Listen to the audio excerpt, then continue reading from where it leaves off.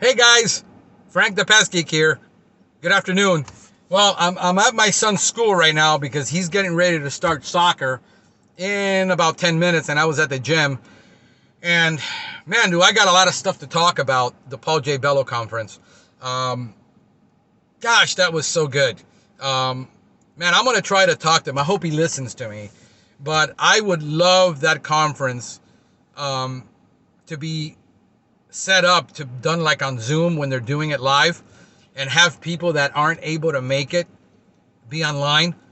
However, I'm going to tell you right now, the online experience, unlike being there, and here is a guy who loves online. Time out for a minute.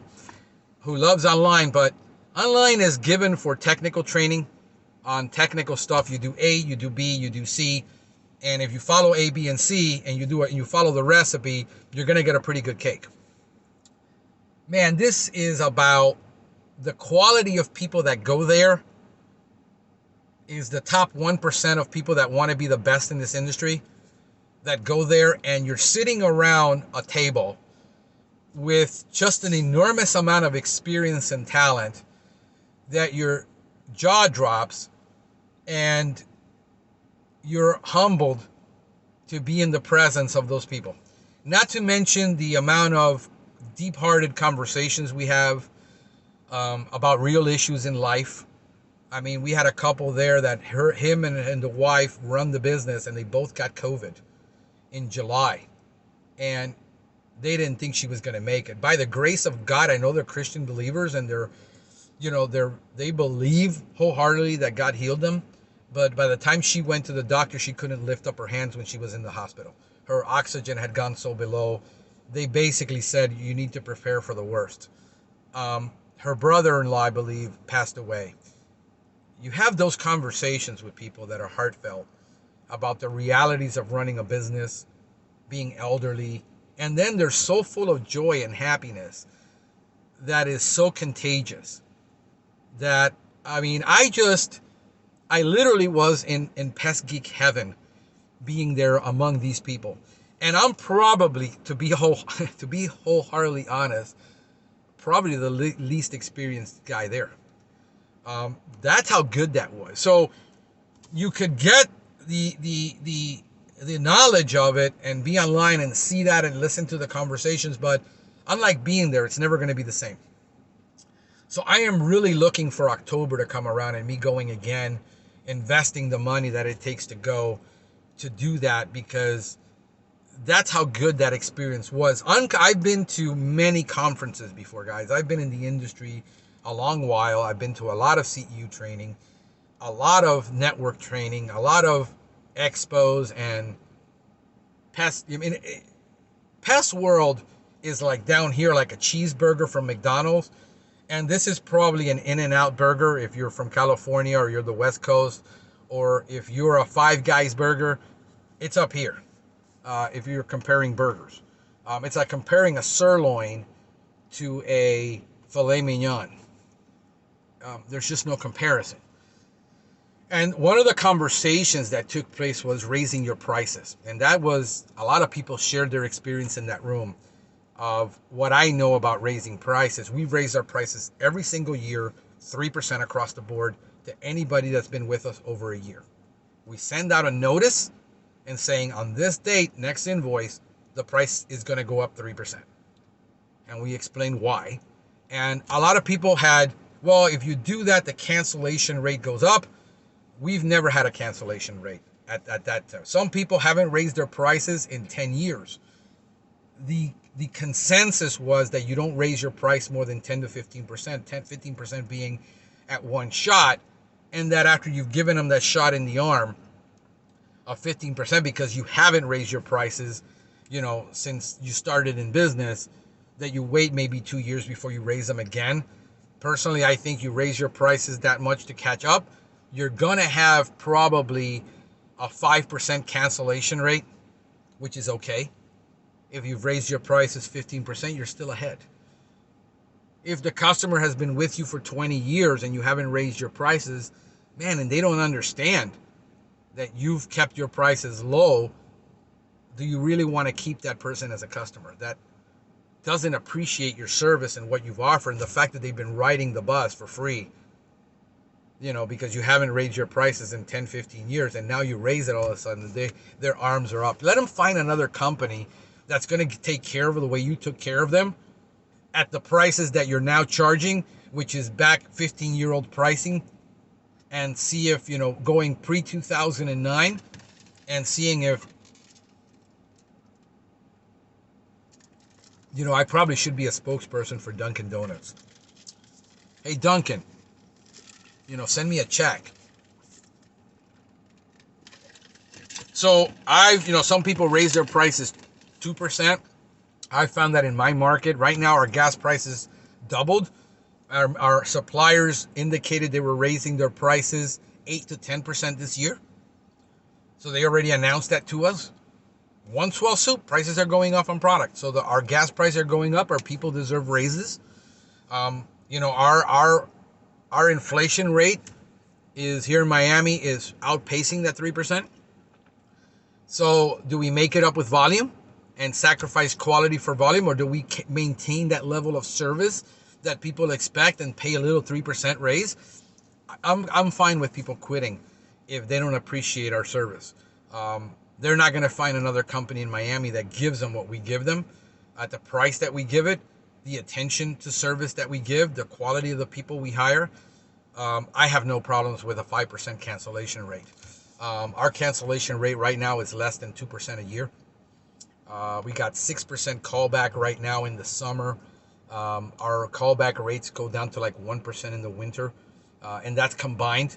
Our GHP probably is around 2 to 3%, and our lawns is somewhere around 8 to 10% because we have automatic follow-ups that we don't count against callback if the technician reports it and he goes back and reservices it.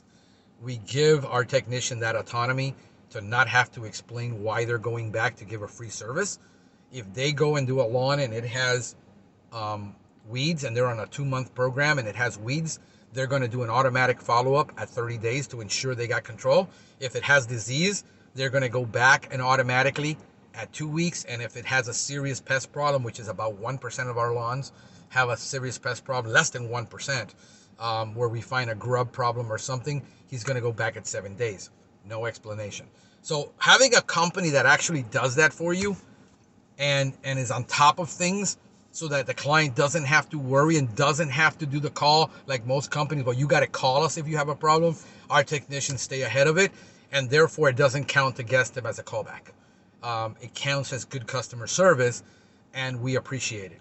So we have to keep our prices high. I'm raising my prices this year again. Me and my friend, who is a local pest control guy, just got a hold of a price list from another competitor, and he looked and says, bro, we're not charging enough. These guys are charging more and their service sucks. So we raise our prices. All I try to do is find out what my competition is so I don't have to raise. So I don't become the lowest guy in the market, but actually the highest guy in the market. Because if everybody's raising their prices on their business, they know something we don't because they have more intel. So we need to raise our prices to stay ahead of that. And I believe in being the most expensive guy in my market. All I do is shop my competition. I shopped my competition last year, and we were double on our initials than our competition was. Even my closest competition, who claims to be a natural service, just dropped their prices by $100. We decided to keep our prices up and not hurt. So yes, we're not going to grow at that 30 to 50% a year. We're going to grow at that 15 to 25% a year, but we need to make half the sales. And when I hire a salesperson based on that and what they're going to make comfortably so they can have Saturday and Sunday off. We need to keep our prices high to give our people a quality of life. If a customer says, well, I'm not going to be paying so that your people can live well, they don't appreciate our service. They're not a fit for us, and we're okay with that. And you got to come to grips with that reality. If you feel bad because your customer thinks that you're living off of them, we're providing quality and value. And if our customers appreciate our quality and values, and they appreciate our values, we don't want to work our people to death. We don't want him. I just had a conversation where one of the technicians that's going to come work for him is making $4,000 a month, but he's producing about 25,000, between $23,000 and $25,000 a month in revenue. He's got 15 to 20 stops a day, and he's got to work Saturdays. And he's working about 50, 55 hours a week. Do we want to be that company? Hell no, we don't want to be that company. We want to be the company that says, hey, you're going to work maybe 40, 48 hours. One day you might work 10 hours, but we want you to have Saturday and Sunday off for your family. I've made that decision in my life. So if we got to charge more to give our people that lifestyle so that we're going to provide exceptional customer service. We're going to bring on exceptional people. We're going to bring on A players, B players, and C players. Might not make it in our company. And that's okay. And this is where we're at. This is where I'm at. I've had to make a lot of decisions in the last year or two about the lifestyle I want, about the lifestyle I want my people to have. And I don't want them to do 20 stops a day. I feel comfortable with my people working 8 to 9 hours a day. Most are working 8, sometimes 7. And they get to go home. And that's okay. So if you're putting in 7 to 9 hours a day, how much can you make? And what we're looking at is that we can probably get people to work maybe 40, 45 hours a week and somehow bring 40-something thousand to $50,000 a year. If they make upsells, which we don't demand our technicians to make upsells, we have them suggest to the client that they might want a mosquito service, that we have them, suggest to the client, hey, by the way, we have mosquito service. I didn't know if you knew that, but we also have lawn service. I don't know if you knew that, but we have palm tree service. I don't know if you knew. See, I don't know if you knew doesn't make you a salesperson. But if you can get 20% more of your customers to buy those products by you offering it to them, that will be a bump in your service, in your service calls. It's a commission. It goes on a different route, but you get a commission for it. Versus you saying, hey, I need to make sales so I can bump up my paycheck. If you're a salesperson,